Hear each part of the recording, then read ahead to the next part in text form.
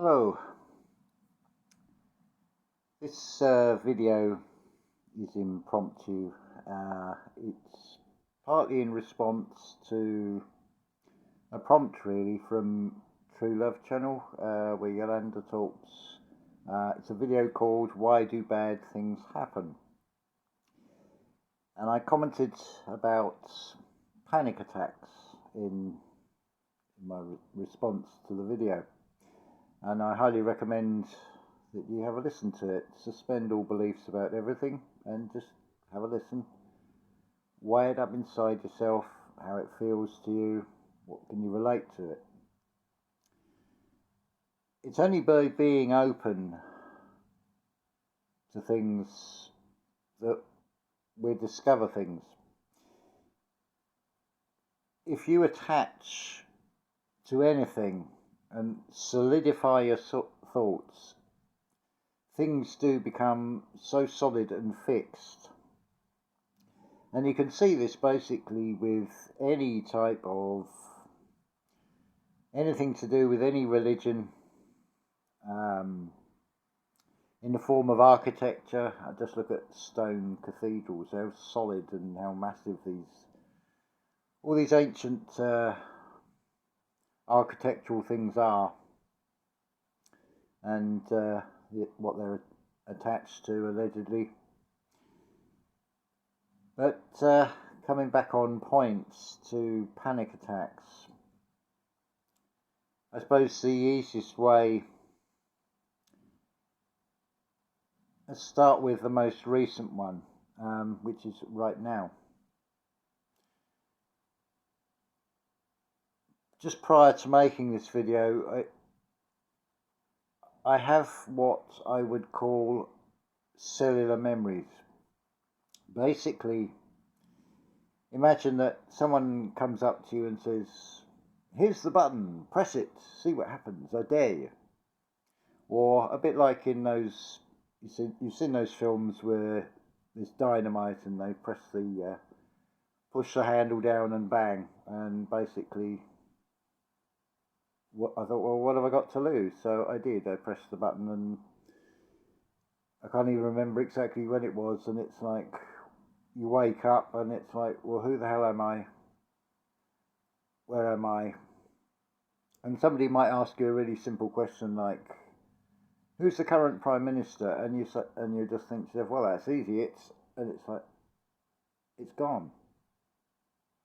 The memory is just. It's like somebody's cleared the attic out. It's like the button has been pressed and boom.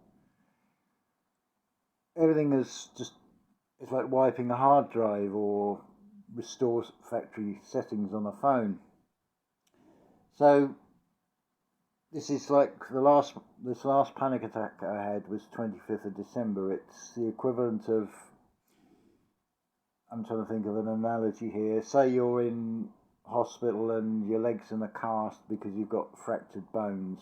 I've not, as far as I know, I've never experienced this, so I'm just using this as an analogy, or the closest I can think of off the top of my head. So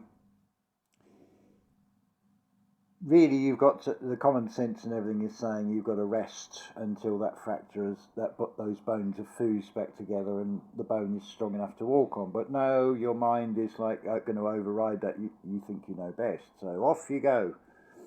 So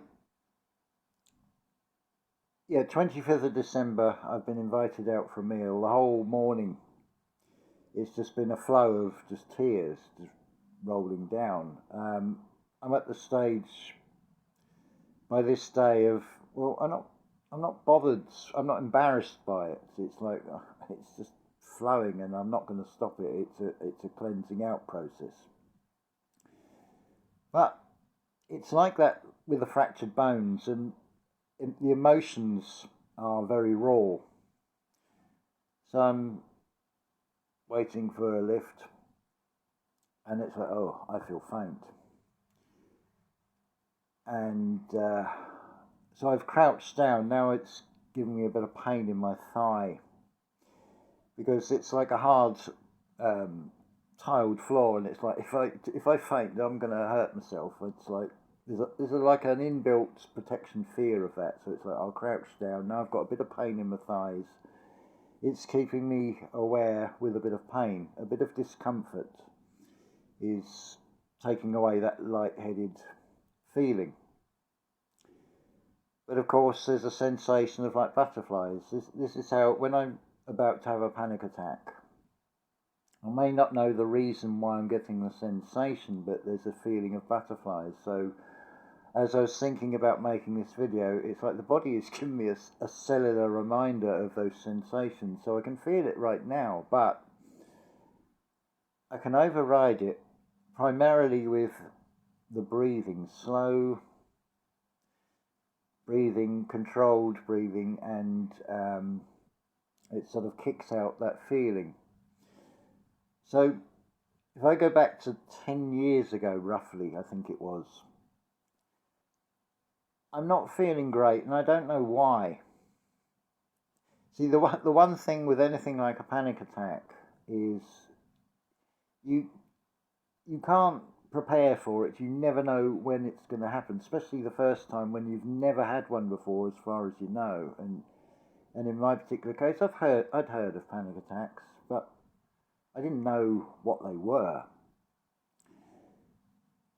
So there I am, and like I say, it's cellular memory, so I can't remember the details of the where or when in the physical sense, but I can remember the sensations, the emotional and bodily physical sensations that come with it. So I'm not feeling good. I need to cancel what I was going to do. Now the mind is in conflict now, because part of it is you're no good to anyone like this. The other half is, well, I can't call off now. What will people think of me? And there's this pendulum swing of, it's like an argument between a couple going on inside the head. So a parallel with what Yolanda said in her reply on the True Love channel video. So I've got this. There is a couple involved, but it's all inside oneself. Now, the only way I can describe this, I feel it's a bodily, like a fire alarm system, and the only way I can describe it, it feels like static electricity, but now the mind has got involved. And of course, one side is trying to do the right thing, the other side, the common sense, is saying, well, no, hold on a minute. You're a danger to yourself and everybody else like this. You're in no fit state to do anything. But then the other side is now kicking in saying, I can't let anybody down now. It's too short notice.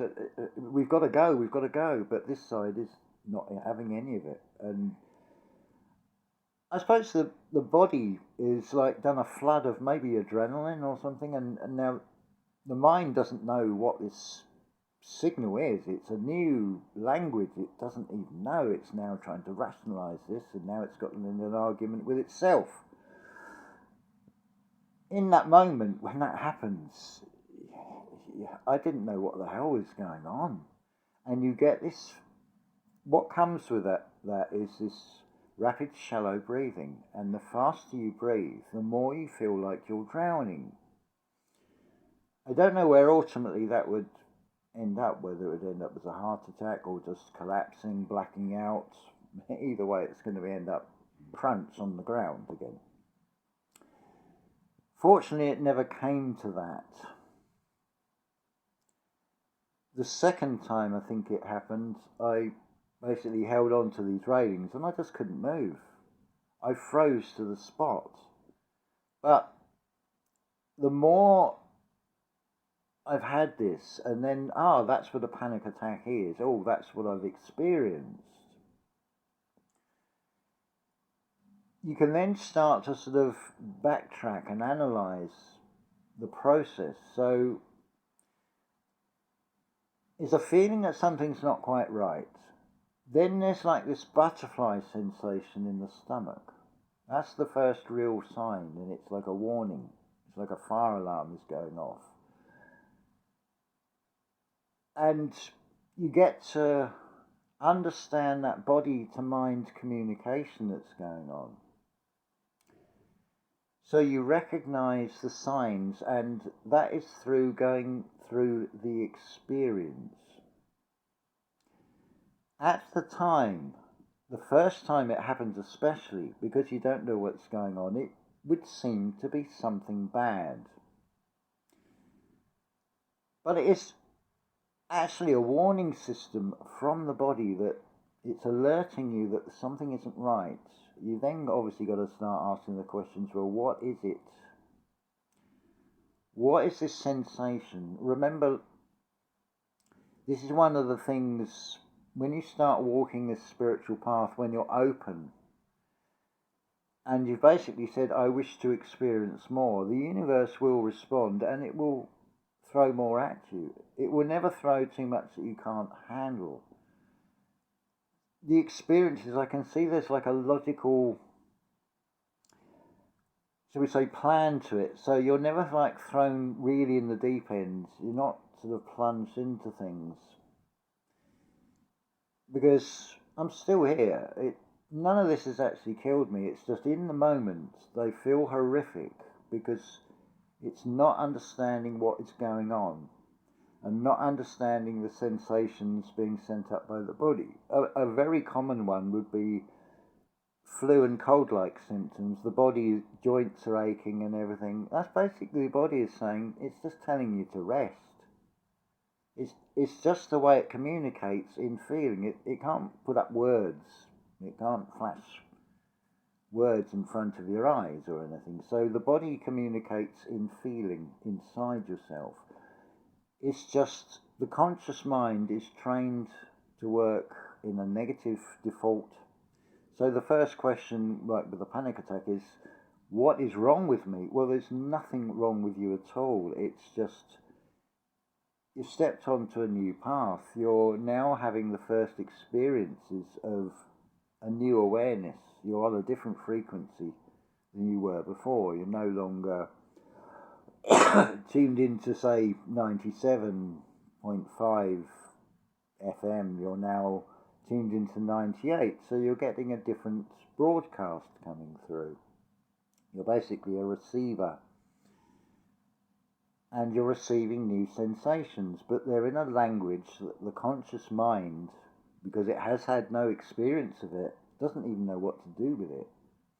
And it's trying to, it builds a story around it, and it comes out completely horribly wrong. But the breath of life, this is what it comes down to. By bringing yourself back in the moment, by calming the sensations down, by doing that slow, controlled breathing, and it knocks that static electricity out, it neutralizes it again. Because it's a horrible sensation. And of course, the conscious mind can now also then take you down another path, which will be, we're safe in here. Don't go out there, because look what happened last time you went out. You had a panic attack. No, you stay in here. It's safe. It's unhealthily safe. You go into like a hermit mode of depression. That's one route. Now imagine if you've got a well-meaning friend who may, have a drink. You start going down the alcoholic route, one of the escapism traps, or maybe it might be Valium, cocaine. Somebody may do you a favour and, now you feel high. You've gone up. You've escaped that. You can block it out. You don't have to face it. You're on a high. But that high is going to come. The quicker you ascend on that high, that artificial high from alcohol, addictions, drugs, anything like that, the quicker you come back down again. And when you come down, you don't just come down to where you were, you're plunged. You go into like below the earth, you go to the underworld in feeling. Now that's even worse. So of course you want to climb back out of that. There's only one way you're going to do that. Let's have some more of whatever substance or whatever you took. Now you're up again, but it's not quite the same. It's not as good the second time. You need to take a bit more. You see where that goes. Or you just go into the shutdown hermit mode, which is really unhealthy, and it gets to the point where you don't care, you don't wash, you don't give a shit, you wear the same clothes for a week, 2 weeks, you stink, you don't eat properly, you just start shutting down. It's a different polarity of the same thing, because you've got that external, the panic attacks, but its sort of mirror, which is equally bad, is the complete shutting down. And basically what you do, it's like you've built this castle around yourself, but to keep yourself safe, you haven't put a door in it. But it's also an obstacle that you've now got to climb over, metaphorically and mentally. You've got to be able to walk out of that door. But your lower conscious mind wants to keep you safe in the comfort zone. But there comes a point you might run out of milk or something. You may be out of food because you've just put it off, and now you've got in a situation you've got to force yourself to go out there. You've got to battle your own lower conscious that wants to keep you safe. And of course that can set up that conflict again, and that butterfly sensation. Now you're having another panic attack, and it's a vicious circle. So as much as anything else, as rather than writing a great long reply, I said I'd reply in video, but I can't say that the panic attack that you may have, which you can't plan for, it will just happen. But if there is anything in this that maybe that will stick in your mind, that all you need to be aware of is that you're having a panic attack, and deep, slow breathing. Deep, slow, controlled breathing. That's the thing to remember. If you get that sensation, it's a feeling that you're drowning.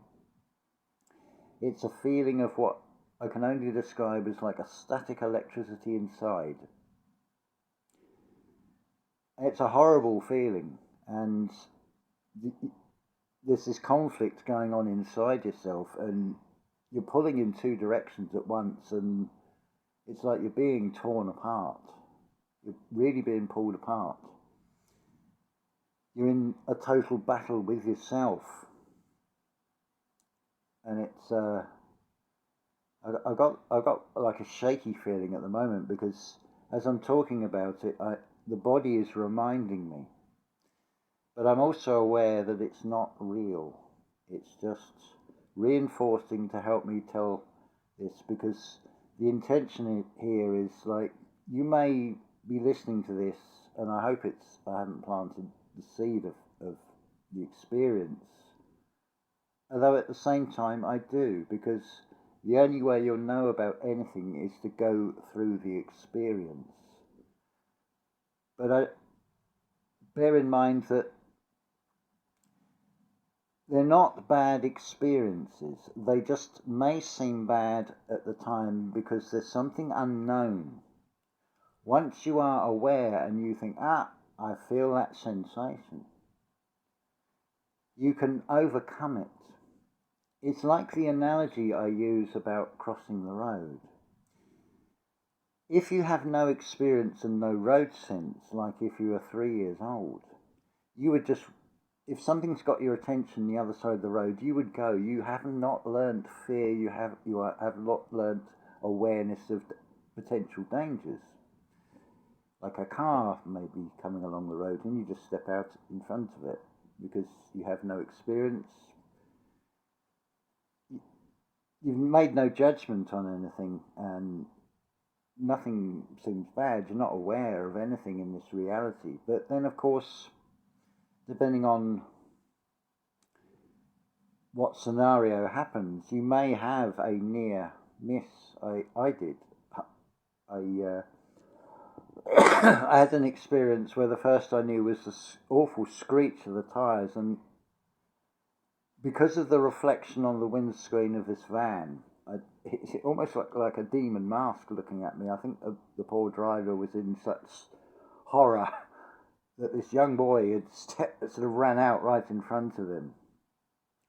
It's not that I didn't look, I just didn't, no one told me there was such a thing as a one-way street. So I've looked that way and I've looked that way, and then decided to cross, because I've already checked that way. And that I know it's supposed to look back again and check again. But no, I'd look that way, and then went to walk across the road next and screech. I think it was something like a Hillman. I can almost see the registration number on it. It's quite amazing, really, and it's a sort of maroon colour. It's a van-derived car. See, some details are there. I'd know the type of vehicle if I saw it again. It's chrome bolt-on bumper with there's two like raised bits. Apparently there's like bumper locking. I digress anyway, but the other part of it, and it sort of left a lasting impression, was witnessing all this, just standing there, calm as anything. It's this great big, like a 4 or 5 year old, this great big giant policeman. It's the old UK policeman where they had the sort of pith, what we'd refer to as tit hats because of the shape of them, and sort of a long sort of black with a bluish tinge, sort of like Macintosh, and he just stood there and no emotion, and not "are you all right" or anything, and the sort of, "don't you know you should look before crossing a road?" And it's like so offhand and no reassurance, and that sort of left that nonchalance, uncaring indifference left an impression on me. It's like, well, you're a policeman. I thought you're supposed to care, and it gave me a very different view of the world. Just that feeling of he didn't care, and the emotional scars that leaves, the impression that has left when you're at such a young age, so impressionable like that. Yeah, so, and that, thinking about it, was going against this funny feeling, this gut feeling inside that was saying, hold on a minute, but no, the conscious mind knew better and it wandered across the road. I can't even remember why. But, and some of you may have experienced that, where you get a feeling. That feeling is your Christ consciousness. It's guiding you, but whether you choose to listen to it, it's no different from the panic attacks. It's like a dialogue. It's the body is communicating in a way that the mind does not at the time understand. But by going through the experiences, you learn a new language of communication within oneself, with one's physical body, with the emotions and things. The fact that you've got a panic attack sensation, it's like, right, now is the time to start asking those inward questions. Why am I feeling this? What is the cause of it? Where is it coming from? What am I doing? What's happening in my life right now? Is there anything that I'm doing that is causing that sensation? Is it something external? Am I picking up on something that is invisible, as it were? An emotion, a collective consciousness type emotion? Because we're basically antenna. And a lot of these things are in the unseen, they're in the metaphysical. They don't have a physical form, but you are very much aware of them because they are communicated in what you feel. That is the true sight. It is in the feeling. It is how you feel about anything the experiences you go through and what you feel about them, and being able to sit back or stand back from yourself and observe all this, and coming to a new understanding about the outside external world and the internal world. So none of these experiences are bad, and Yolanda said on her video about, you ask a lot of people, would they change anything, the good or the bad or any of it? And the answer is no. Because the bits I'm left with from a lot of it is just the emotional, what I'd call cellular memory. But those experiences, there's enough there to bring back things, and it's like, yeah, I know why this is happening, and I know how to deal with it. I know how to keep it under control rather than it taking control and the emotion running away, as it were. Finding yourself on a ship with no rudder, as it were, and you're just going wherever the flow, an emotional flow is taking you, that you may not actually want to go to. It's maybe taking you off course. But if you're captain of your vessel and you can recognize these things, so if you get a gasping sensation, you get a butterfly feeling, and that feeling of conflict inside yourself, that's the time to say, well, stop, and just the slow controlled breathing, bring yourself back in the present, and it knocks that panic back out again, and it's something you can learn to master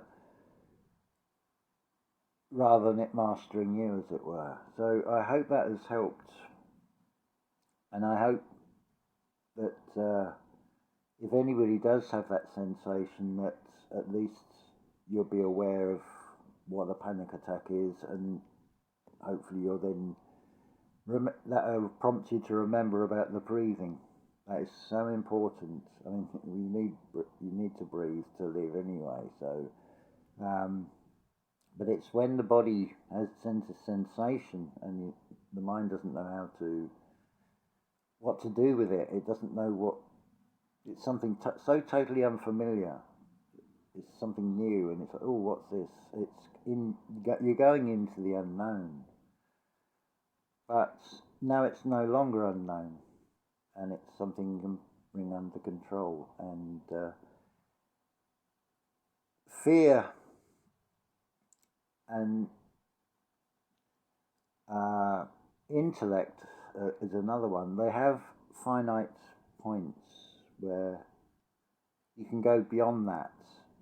They are just illusions. The intellect, intelligence is like based on how much you can remember. I mean, that's not the word wisdom. That's not just an ability to store facts and figures and meaningless data, really. That certainly wouldn't help in the event of a panic attack. It's in the sensations of feeling and the experience. That is what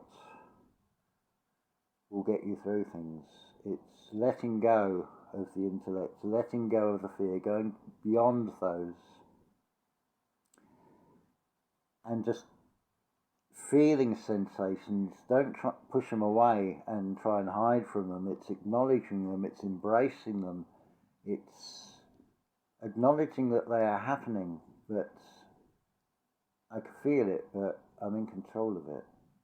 So yeah, all the way through this, I've got this like tremor and butterfly feeling, but do I look panicked? Dear, really? It's just a feeling inside, but it isn't spilling over, and we're not going into a full-blown gasping, drowning feeling any longer. Why it's happening? Well, I put it down to, it was just a bodily reminder to help in the making of this video, and funny enough, it's just kicked out again. So I rest my case, as it were.